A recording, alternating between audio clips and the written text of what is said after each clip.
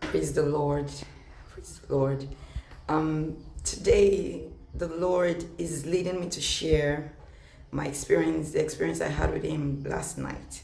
While I was praying, and I just said, "Oh, let me see. Let me see how much time I've spent." And I went and took my phone and I glanced at the phone. I looked at the time. And immediately I looked at the time, I heard, "You're very disrespectful." Wow. And I heard again, "You're rude." I didn't need any further explanation. I knew what was wrong. And he said further, he said, "If you're with your president, if you're with your governor, if you look at the time while you're talking to them, it is very, very rude to look at a time when even you're speaking to an elder in this community. You look at the time, you're telling them, "Please, I need to leave, I want to," you're passing a very different message. Do you know that every time I look at the time, before the incident yesterday, every time I look at the time, I don't just get to pray anymore. The connection I had before I looked at the time will be gone. But I didn't know there was anything wrong with looking at the time. I just felt, well, I just want to find out how much time I've spent, because I've put in my mind I want to spend 3 hours.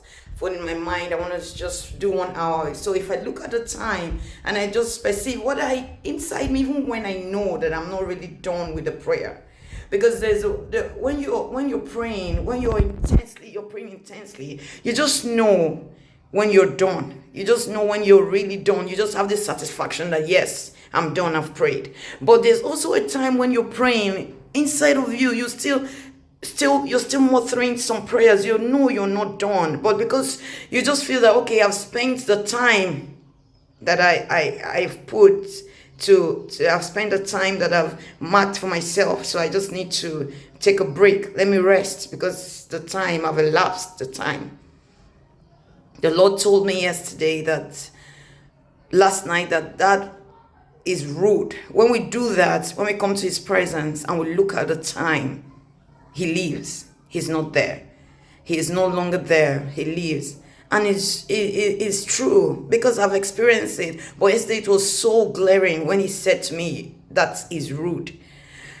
When we come to the presence of God, if you come to the presence of God and you're immersed in His presence for 10 minutes and you get up, you're done, you've prayed.